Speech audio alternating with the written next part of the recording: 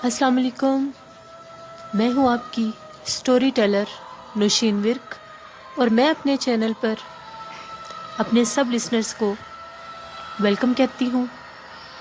I hope آپ سب خیر خیریت سے ہوں گے اور میرے چینل کی خوفناک کہانیوں کو ضرور انجوائے کر رہے ہوں گے.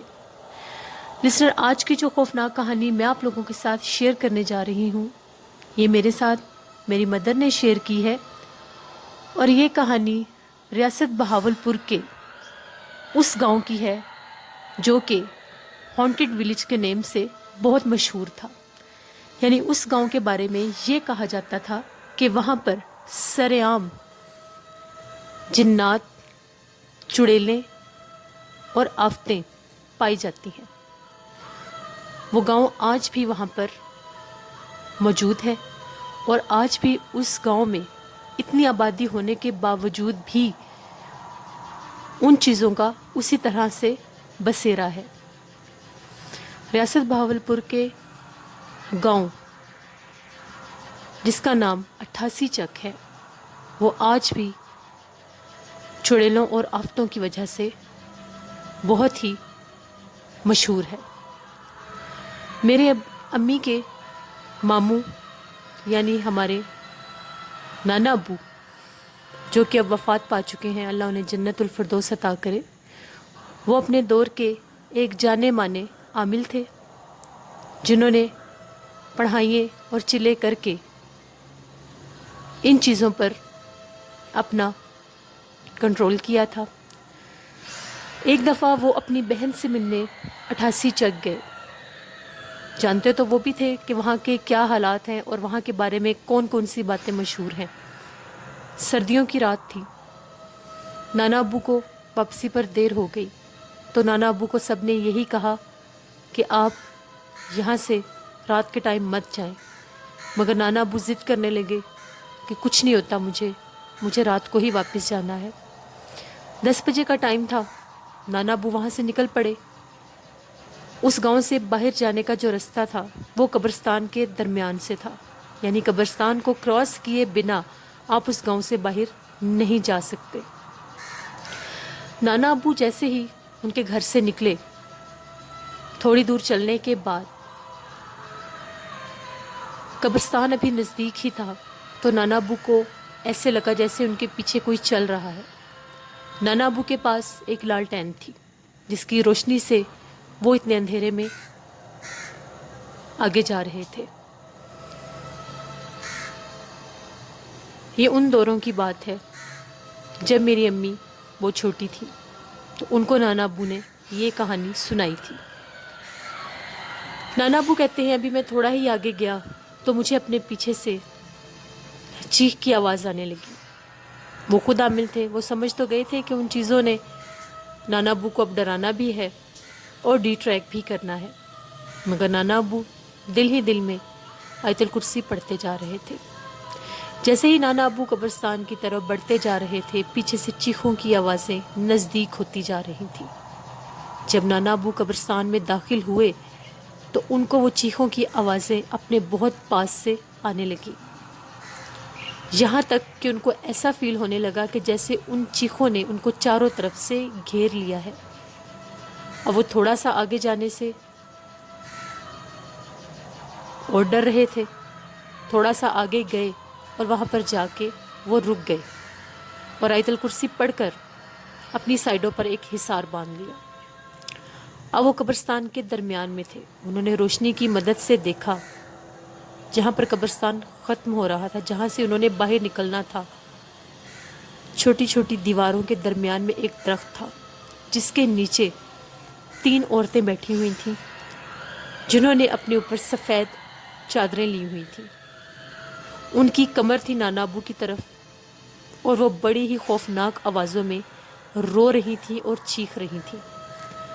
نانا ابو کو پتا تھا اگر وہ تھوڑے سے بھی آگے گئے تو یہ چیزیں ان کو نقصان پہنچا سکتی ہیں. گو کہ وہ عامل تھے مگر تھے تو انسان ہی، اور تھے بھی اس ٹائم وہ اکیلے، اور وہ جگہ بھی ایسی تھی. اب پیچھے سے بھی چیخوں کی آوازیں اور آگے وہ بیٹھے ہوئے ان چیزوں کو دیکھ رہے ہیں. اب نانا ابو نے ہمت کر کے اونچی آواز میں اپنی مدد کے لیے کسی کو پکارنا چاہا کہ اگر کوئی میری آواز سن رہا ہے تو میری مدد کے لیے آؤ۔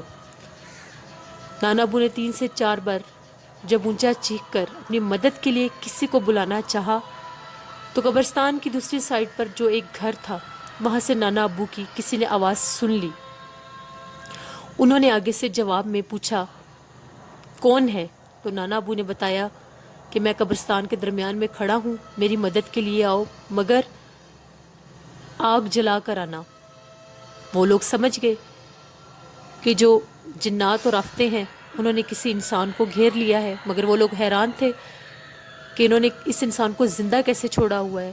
نانا ابو تو ساتھ ساتھ بھی وہ قرآن پاک کی آیتیں اور جو انہوں نے اپنے عمل کے ذریعے ایک حصار باندھنا تھا باندھ رکھا تھا، اور وہ مسلسل تینوں بیٹھ کے رو رہی تھیں درخت کے نیچے، شدید خوفناک آوازوں کے ساتھ رو رہی تھیں۔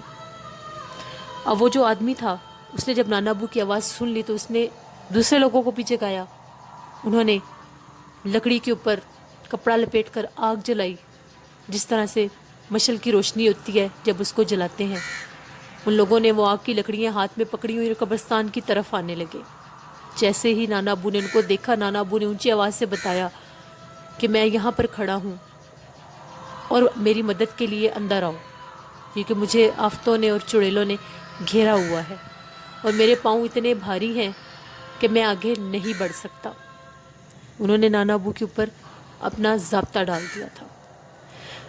جیسے ہی وہ لوگ اندر آئے اور وہ جو درخت کے نیچے بیٹھی 3 عورتیں تھیں جو کہ ڈائنیں تھیں، انہوں نے جب آگ دیکھی تو چیخ مار کر وہ ہوا میں تحویل ہو گئی، غائب ہو گئی، کیونکہ یہ مخلوق بے شک بنی تو آگ سے ہی ہے مگر یہ آگ سے بہت ڈرتے ہیں۔ وہ لوگ اندر آئے، نانا ابو کے ہاتھ میں لالٹین تھی، اس کی روشنی آ رہی تھی، وہ نانا ابو تک پہنچ گئے، آگ کی روشنی بھی تھی۔ وہ نانا ابو کو اپنے ساتھ لے کر اپنے گھر آ گئے اور انہوں نے پوچھا کہ آپ کون ہیں؟ نانا ابو نے بتایا کہ میں ریس چک کا ہوں، یہ میرا نام ہے، ادھر میں اپنی بہن کو ملنے آیا تھا، واپسی پر مجھے دیر ہو گئی، مجھے سب نے بہت روکا تھا مگر میں نہیں رکا۔ تو ان لوگوں نے بتایا کہ یہ ڈائنیں، یہ جو آفتیں ہیں یہ اتنی شدید ہیں کہ یہ تو اس ٹائم کسی انسان کو چھوڑتی ہی نہیں ہے، آپ نے بہت بڑی غلطی کی اور آپ بچ کیسے گئے؟ تو نانا ابو نے بتایا میرے پاس خود بھی علم ہے، میں عامل ہوں ان چیزوں کا، مگر میں اکیلا تھا اور میں اچانک سے اتنی زیادہ چیزوں کو کنٹرول نہیں کر سکتا تھا، مگر میں نے حصار باندھ لیا تھا جس کی وجہ سے وہ مجھے نقصان نہیں پہنچا سکتی تھی، مگر وہ مجھے ڈرا رہی تھیں، بہت زیادہ خوفناک تھیں وہ جو مجھے ڈرا رہی تھیں، اس لیے میں بچ گیا۔ تو اس آدمی نے بتایا کہ یہ اس حد تک ان کا یہاں پر بسیرا ہے کہ جب گرمیوں کا موسم ہوتا ہے تو گرمیوں کی جو شدید دوپہر ہوتی ہے، سنسان دوپہر ہوتی ہے، تو ان درختوں کے نیچے ہم لوگ ان کو بیٹھا ہوا دیکھتے ہیں۔ ایک عورت بن کے بیٹھی ہوتی ہے، پلک جھپکنے کی دیر ہوتی ہے تو 7 سے 8 عورتیں بن جاتی ہیں۔ ہم لوگ ان راستوں پر گرمیوں کی دوپہروں میں بھی نہیں آتے، ہم اپنے کھیتوں سے صبح ہی کام کر کے دوپہر ہونے سے پہلے اپنے گھروں میں آ جاتے ہیں اور پھر شام کو باہر نکلتے ہیں عصر کے بعد اگر ہمیں کوئی کام ہو تو۔ مغرب کے بعد تو گاؤں بالکل سنسان ہو جاتا ہے۔ آپ بڑے خوش قسمت ہیں، آپ کے پاس طاقت تھی، علم تھا، تو اللہ کے حکم سے آپ بچ گئے۔ نانا ابو نے شکر کیا، مجبوراً رات وہیں گزاری، صبح اپنے گھر آئے اور سب کو یہ خوفناک کہانی بتائی جو ان کے ساتھ ہوئی۔ اور اس گاؤں کی، اس چک 86 چک کی، 88 چک کی اور بھی بہت سی خوفناک کہانیاں ہیں جو میں آپ لوگوں کے ساتھ شیئر کروں گی۔ مجھے ضرور کومنٹ کر کے بتائیں کہ آپ کو میرے چینل کی خوفناک کہانیاں کیسی لگتی ہیں۔ مجھے آپ لوگوں کی کوآپریشن کی ضرورت ہے، جو لوگ میری سٹوریز کو سن رہے ہیں، جو میرے چینل کو ویو کر رہے ہیں، وہ میرے چینل کو ضرور سبسکرائب کریں۔ ڈو سبسکرائب مائی چینل، میرا چینل تب ہی سکسیزفل ہوگا، تبھی آپ لوگوں کو ایسی روز خوفناک کہانیاں سننے کو ملیں گی اگر آپ لوگ میرے چینل کو سبسکرائب کریں گے، مجھے انکریج کریں گے آگے بڑھنے کے لیے۔ تو اسی طرح میں آپ لوگوں کے ساتھ خوفناک کہانیاں ضرور لے کر آؤں گی، مجھے اپنی دعاؤں میں ضرور یاد رکھیں۔ کل ایک اور خوفناک کہانی کے ساتھ آؤں گی، وہ بھی 88 چک کی ہی ہے اور بہت خوفناک کہانی ہے۔ ضرور کمنٹ کر کے بتائیں یہ کہانی آپ کو کیسی لگی۔ Do subscribe my channel, comment also and like the video.